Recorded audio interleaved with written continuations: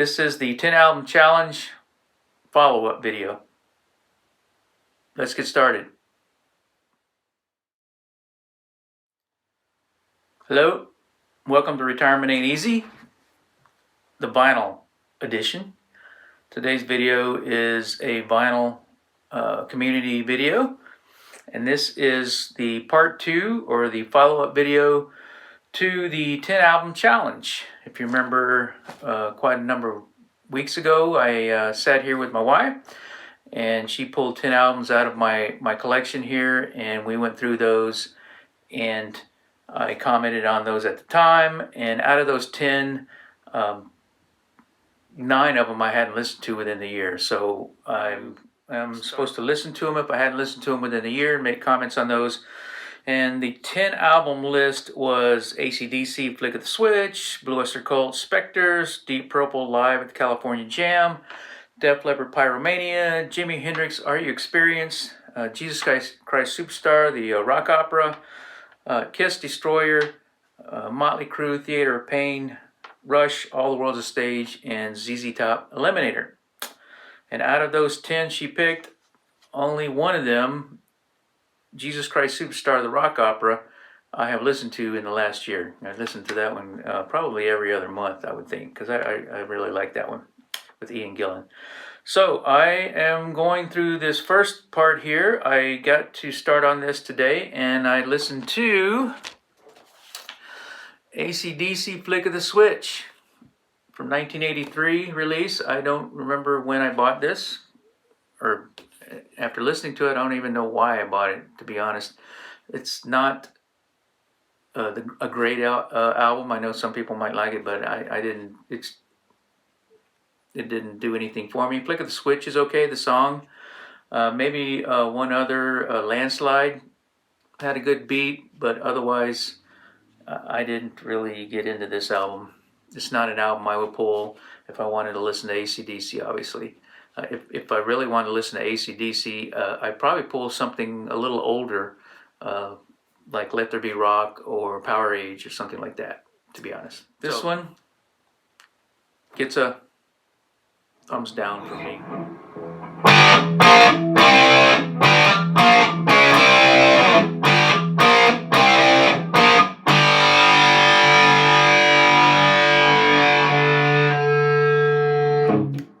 Hello. This is number 2 of 9 albums that I have to listen to. These are albums from my 10 album challenge that I haven't heard in quite a long time. And so this album was Deep Purple's Live in California, 74.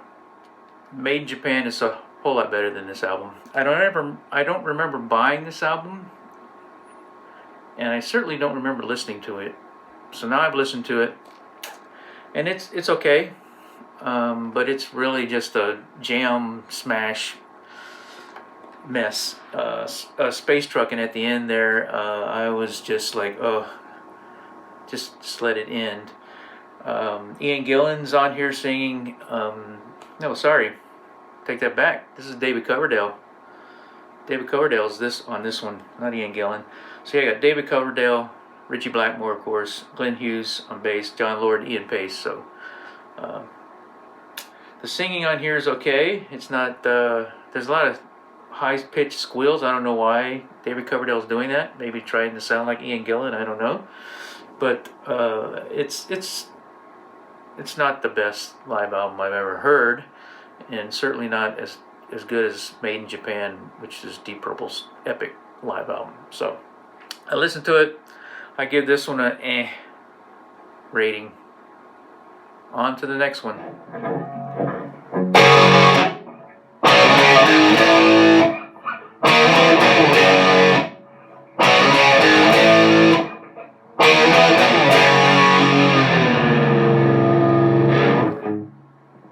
Hello, and now we're on album number 3, Blue Oyster Cult, Spectres. This album is really good. I like this album. The first side is just killer. Every song on there is just great. Second side, not as great as the first side, but still, it's a great album. It has Godzilla on it, of course. Golden Angel Leather, Death Valley Nights. It's just a great album. So this was one of my 9 that I needed to listen to out of the 10 album challenge, and this was number 3. So I give this a thumbs up. And now it's time to move on to album number 4.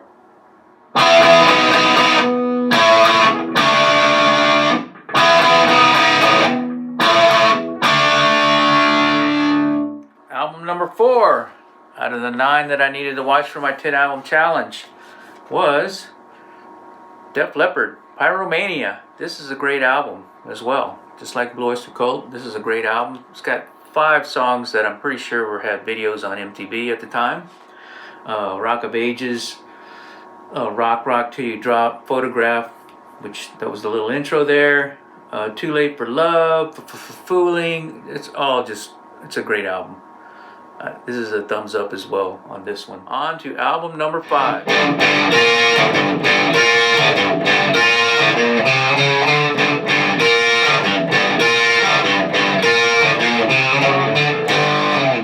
Hello. This is album number 5 that I've listened to out of the 9 that I hadn't listened to in over a year. This is from the 10 album challenge. And this album was the Jimi Hendrix Experience. Are You Experienced? And of course this is a great album. There's nothing to say about this. I mean, Purple Haze, Manic Depression, Hey Joe, The Wind Cries Mary, Fire, and then Foxy Lady, and Are You Experienced. These are all great songs. I mean, you can't go wrong with this album. This is a 2014 reissue, Jimi Hendrix LLC company reissue. Of course, I never had the original, which was released in, I believe, 1967. So, great album. If you don't have this, shame on you. Now, on to album number 6.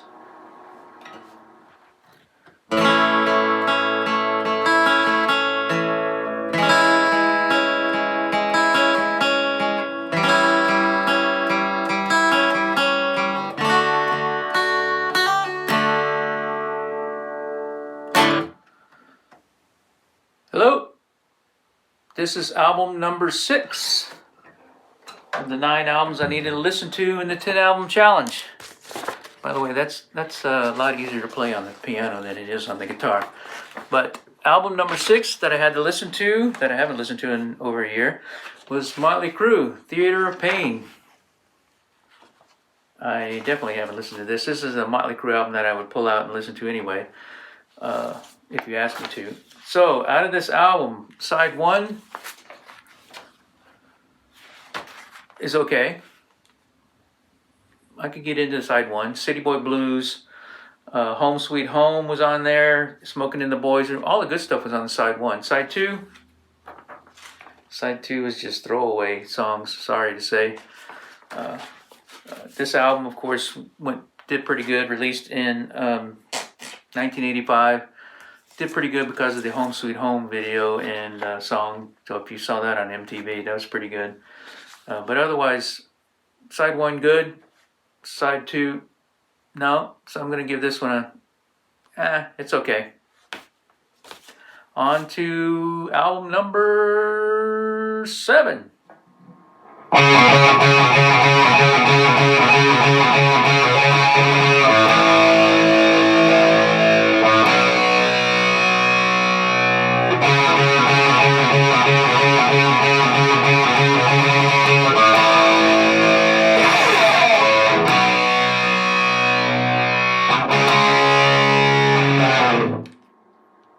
Okay, album number 7, Kiss's Destroyer, the 45th anniversary. I got out Goldie for this one. Put Goldie down. And let's talk about Kiss Destroyer. I bought this album a couple of years ago, I believe. And I could have swore I listened to the whole thing, but I don't think I did. I think I just bought it and stuck it away. I'm not sure. But anyway, I listened to all 4 sides. It's a double LP. special edition, and side 1 and 2, of course, are the remastered original album Destroyer, and then side 3 and 4 have demos and rarities. And so I actually pulled out the booklet that comes with this. Let me set this down for a second. And believe it or not, I learned a few things off of this as well. So I had to take some notes when I was listening to this. So the Destroyer cover, this is cover number 2, possibly 3, depending on how you look at it. But this cover was done by Ken Kelly, and the story is that Gene Simmons originally wanted Frank Frazetta, and if you're familiar with comic books or art, like I'm a comic book nerd as well, then you know who Frank Frazetta is. He did the Conan the Barbarian covers for the books, and I think he might have even done the Molly Hatchet album cover at one point, or they took that picture from Frank Frazetta and used it. But Frank Frazetta was the first choice by Gene Simmons because he's a comic book geek as well, right? And they couldn't get Frank Frazetta. He wanted way too much money, so Gene asked one of the guys, to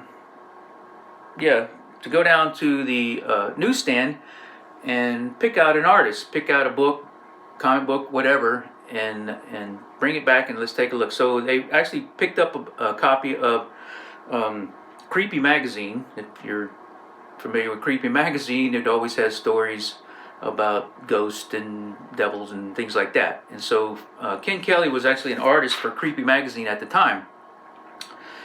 And Gene Simmons saw the cover that he did on that magazine. I don't know which issue it was, but Gene said, "That's the guy. I want this guy. Get Ken Kelly to do the artwork."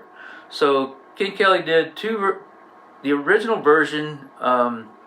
Actually had the costumes from the Alive tour still on it, and there was also a building in the background. You can't really see the building here now, but there was a destroyed building in the background, and that initial painting that he submitted got rejected by Casablanca Records, who was Kiss's record label at the time. So he went back and redid it, and he redid the costumes. First of all, they told him we got new costumes, so they redid the costumes, and then the building in the background, or the city that was destroyed in the background, they kind of highlighted, kind of misted over that, so there was no violence, as what Casablanca Records said. That's why they rejected the original art design. The name Destroyer came from the son of Howard Marks, who was Kiss's business manager at the time. Apparently the son heard them discussing what to call the album, and for whatever reason he said, "Why don't you call it Destroyer?" And so that's how the album got named. So now you know how the album got named and where the album cover came from. So I listened to, of course, listening to side 1 and side 2, the original album, no big deal. It's a great album. At the time, I was a Kiss fan of old. Alive had come out, and I Dressed to Kill, and I loved those songs, simple, straight ahead rock and roll. And then this came out, and I have to admit that when I first heard it, I was like, what is this? This isn't Kiss. This is something else. I don't know what this is, but this isn't the Kiss I like. So the album has to kind of grow on you, I guess. If you were an original Kiss fan like me, who liked the straight ahead rock and roll stuff, you didn't like this at first. But anyway, I listened to the demos and the rarities, and I must have listened to these, but it didn't register in my head at the time, so I listened to them closely this time around, and I have some comments on those. So on the demos, Paul submitted 3 demos. One of them was the God of Thunder demo, which, if you know the history of that song, Paul wrote the song, and then Bob Ezrin said, "No, this song's for Gene. We're going to rework this for Gene." So that's how it became like Gene's anthem song, or whatever you want to call it, his brand. So God of Thunder demo is really fast compared to the song that's on the album, and Paul sings it, and it has a terrible chorus, and I have to share this chorus because it's just terrible. So I'm going to put that right here.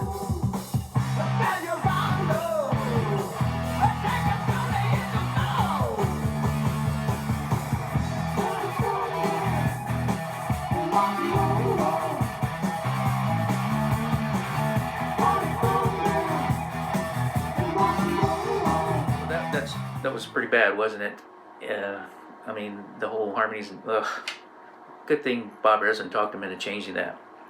So the other songs on here, 2 other songs from Paul, Detroit Rock City, completely different words in the verses. I mean, the music's kind of there, but the verses are completely different, and the tempo is really, really fast on that one. And then the other one, Love Is All Right, is just not a good song.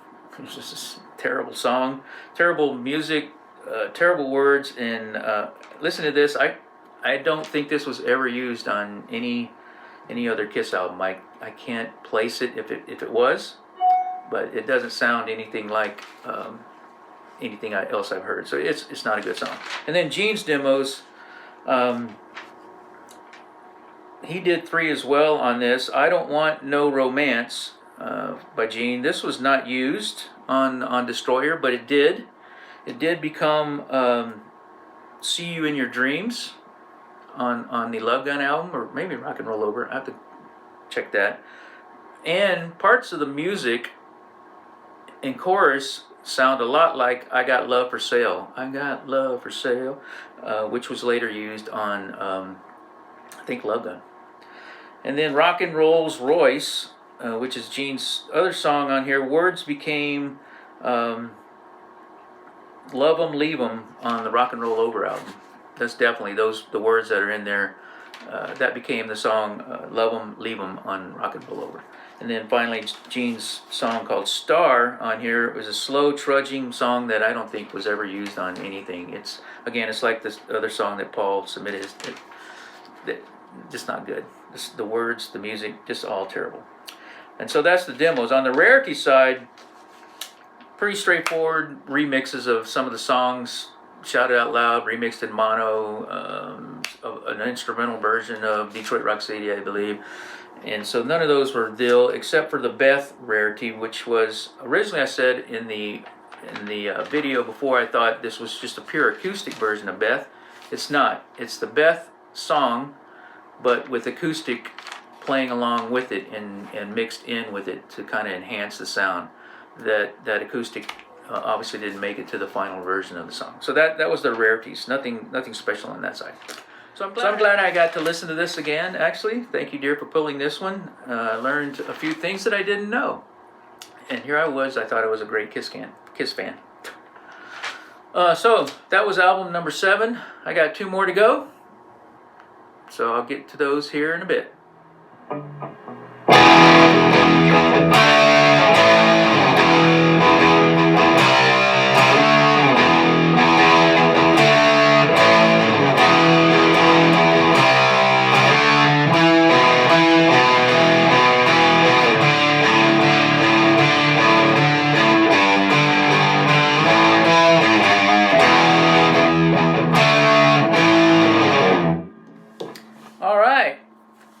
Album number 8 in the 9 out of the 10 challenge I needed to listen to, and that was Rush, All the World's a Stage. It's a great album. It's album number 4. I believe it was released in 1976 originally. This is a 2015 reissue.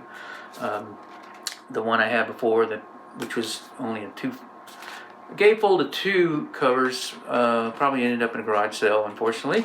This is a 3 gatefold, as I think I presented before. 2 album set, nothing else added into this. It's a great album. If you're a Rush fan, you have to own this.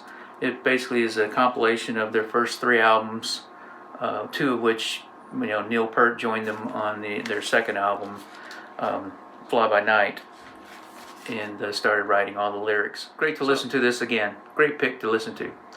On to the last album, number 9, coming right up.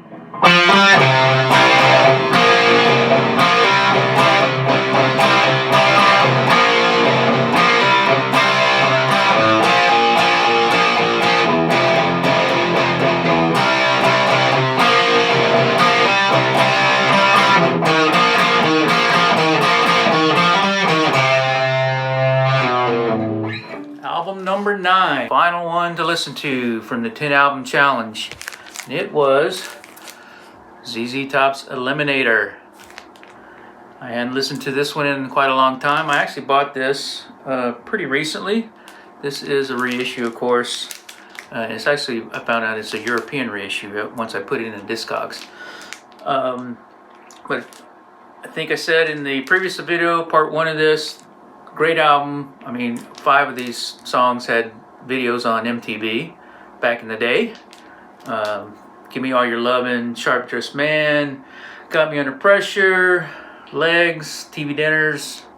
I mean, all these songs were great hits and brought ZZ Top to the forefront of the public. Before that, they were just a little blues band from Texas for the most part. And this made them international rock stars, in my opinion, anyway.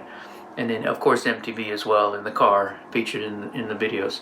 So this was album number 9 in the 10 album challenge. The 10th album that I didn't need to listen to, because I listen to quite a lot every year, was Jesus Christ Superstar, the rock opera.